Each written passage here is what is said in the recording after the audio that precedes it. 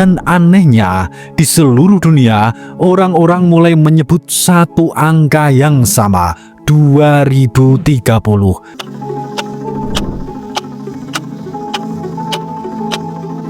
Assalamualaikum warahmatullahi wabarakatuh. Salam waras-waras wae. Orang-orang Jawa kuno punya satu kebiasaan yang hari ini sudah jarang dilakukan, membaca pertanda zaman. Karena menurut leluhur kita, kalau zaman sudah berubah, alam akan bicara lebih dahulu. Dan sekarang alam sudah bicara, langit sering berwarna merah, musim sudah tidak bisa ditebak, manusia makin pintar tapi juga makin gelisah.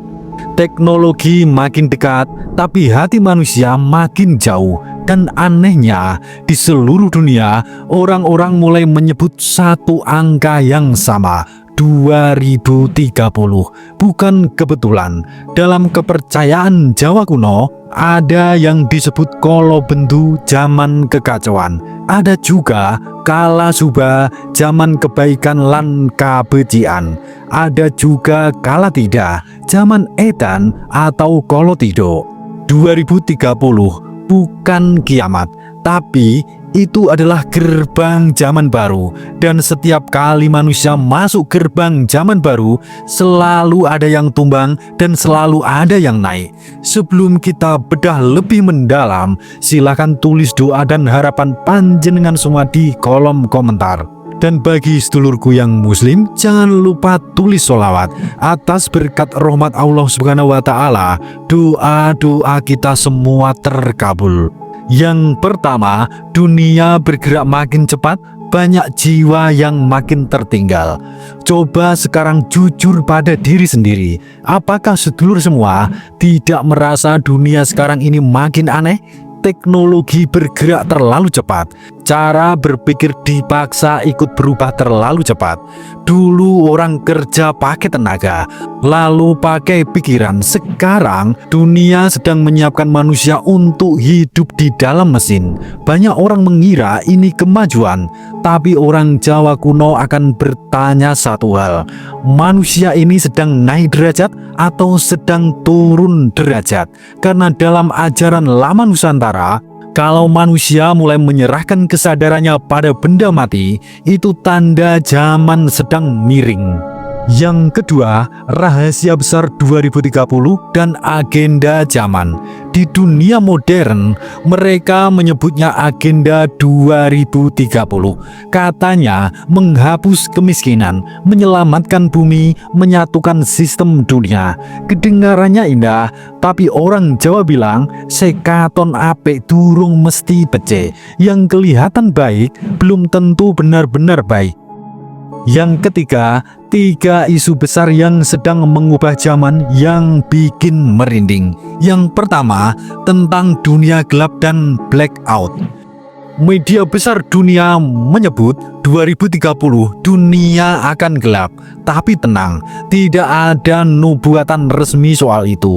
Tapi krisis energi itu nyata, bahan bakar menipis, negara-negara sudah mulai pemadaman. Ini bukan tanda kiamat, ini tanda ketidaksiapan. Dan dalam sejarah Jawa, yang sering menghancurkan kerajaan bukan musuh, tapi ketidaksiapan. Yang kedua, tentang uang yang akan berubah bentuk. Uang kertas akan pelan-pelan ditinggalkan. Dunia masuk ke uang digital, CBDC, digital rupiah, digital euro, dan digital yuan. Ini bukan sekedar wacana, ini sedang disiapkan. Dalam kitab-kitab lama, orang Jawa menyebut zaman naliko kabeh dihitung, nanging ora kabeh dianggap menungso. Zaman ketika semua dihitung, tapi manusia tidak lagi dianggap manusia. Kalau semua transaksi bisa dipantau, yang diawasi bukan cuma uangmu, tapi seluruh hidupmu. Yang ketiga, tentang kecerdasan buatan dan pekerjaan manusia. Kecerdasan buatan akan mengambil banyak pekerjaan, tapi tidak semua. Yang akan hilang pekerjaan yang cuma mengandalkan otot, pekerjaan yang cuma memakai pola, dan pekerjaan yang tidak membawa jiwa. Dalam ajaran Jawa, manungso tanpa rasa mung dadi piranti, manusia tanpa rasa cuma jadi alat. Yang keempat, dunia sedang dibangun ulang tanpa kita sadari. Dulu metaverse dianggap lelucon, sekarang rapat pindah ke dunia virtual, sekolah lewat layar, belanja lewat IR, identitas digital mulai disiapkan. Kesehatan kita sama dengan data, uang kita adalah data, kebiasaan kita sama dengan data, dan pikiran kita adalah data. Dan di titik ini, orang Jawa akan bertanya, kowe iki isih urip utawa mung dadi angka? Yang kelima, krisis iklim bukan sekedar ramalan. Ini kenyataan. Hutan yang terbakar, cuaca yang mulai tidak menentu, panen yang sering gagal, dan harga yang tiba-tiba naik. Ini bukan isu lingkungan, ini isu ketahanan hidup. Dan di balik itu muncul sebuah agenda besar, Net Zero Emission 2030. Pertanyaannya, ini demi bumi atau demi mengatur ulang peradaban? Yang keenam, teknologi dan Neuralink. Neuralink sedang uji chip otak. Kecerdasan buatan sudah bisa ngobrol.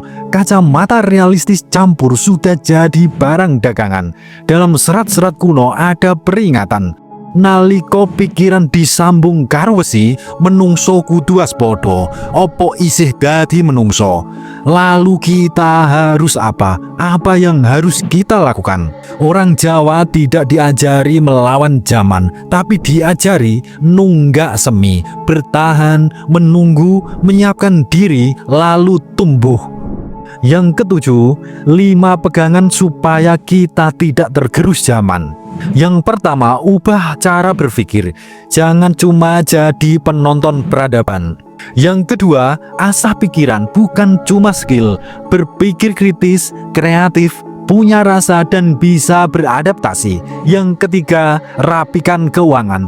Karena zaman sulit selalu dimulai dari perut. Yang keempat, pakai teknologi, jangan dikendalikan teknologi. Yang kelima, bangun barisan, jangan jalan sendiri. Di zaman edan ini, yang selamat bukan yang kuat, tapi yang saling menjaga. 2030 itu bukan akhir, tapi sebuah masa penyaringan. 2030 bukan akhir yang mengerikan. 2030 adalah saringan. Yang siap akan naik kelas, yang lengah akan tenggelam. Dalam bahasa Jawa, zaman bakal milih sopo sing pantes neruske lakon. Dan ingat, bukan soal apa yang dunia ambil dari panjenengan semua, tapi siapa panjenengan saat dunia berubah. Suradira Jayaningrat lebur dening pangastuti. Wassalamualaikum warahmatullahi wabarakatuh.